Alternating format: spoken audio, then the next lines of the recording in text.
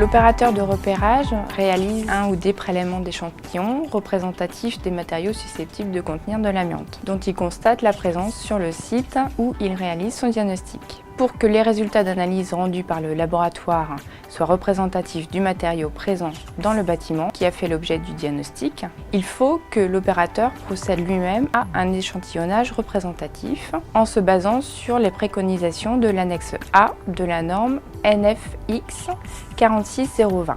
Les échantillons prélevés font l'objet d'un conditionnement adéquat par l'opérateur de repérage et sont ensuite adressés au laboratoire. La quantité nécessaire pour réaliser l'analyse est de quelques centimètres carrés pour un matériau plat et de quelques centimètres cubes pour des matériaux se présentant en volume.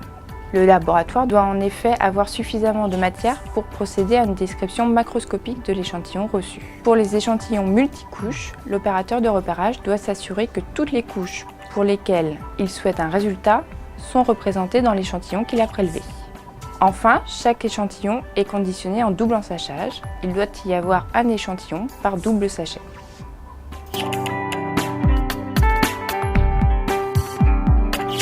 Arrivés au laboratoire, les échantillons d'une même commande, même enveloppe de réception, font dans un premier temps l'objet d'une prise en charge administrative. Vérification que chaque échantillon est sous double ensachage et que chaque échantillon correspond à la référence présente sur le bordereau d'accompagnement.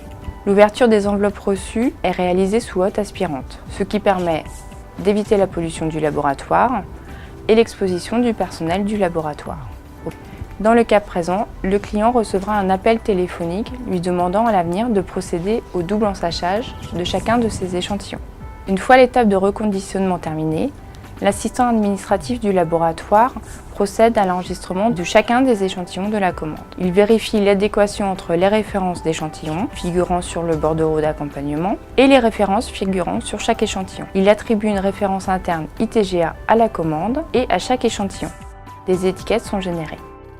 Étiquettes à code barre qui vont être collées sur chaque sachet. Chaque échantillon est ainsi identifié. L'étiquette à code barre permettra d'assurer la traçabilité à toutes les étapes de la préparation et de l'analyse. À cette étape d'enregistrement administratif, l'opérateur réalise une prédescription de chaque échantillon qui sera ensuite corrigée ou complétée par un analyste.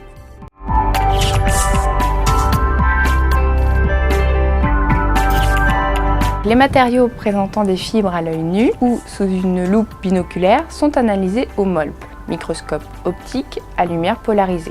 L'analyste réalise dans la foulée la préparation des fibres qu'il a pu extraire sur une lame de verre, lame de microscopie optique. L'analyse de ces fibres au MOLP et la saisie du résultat. La préparation et l'analyse sont relativement rapides pour une analyse MOLP si le résultat est présence de fibres d'amiante.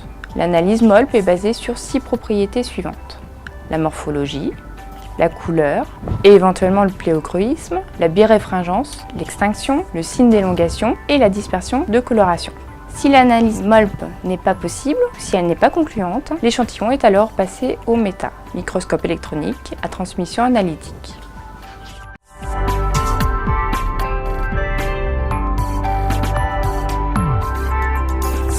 Afin de pouvoir procéder à l'analyse d'un échantillon non fibreux au META, la phase de préparation est plus longue que dans le cas d'une analyse MOLP. Le technicien de laboratoire commence par prendre l'échantillon à analyser à l'aide d'un scalpel à usage unique, puis il le broie dans un petit mortier à l'aide d'un pilon pour libérer au maximum les fibres d'amiante contenues éventuellement dans le matériau.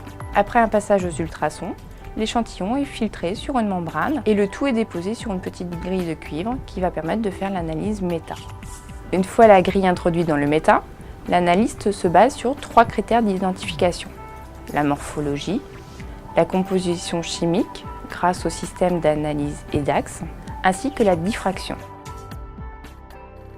Le microscope électronique est complètement différent du microscope optique.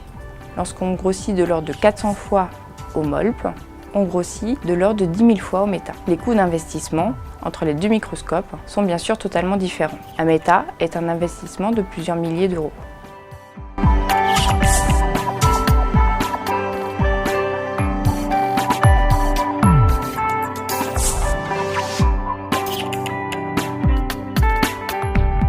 Une fois que toutes les analyses de la même commande sont terminées, une personne compétente valide les rapports d'analyse.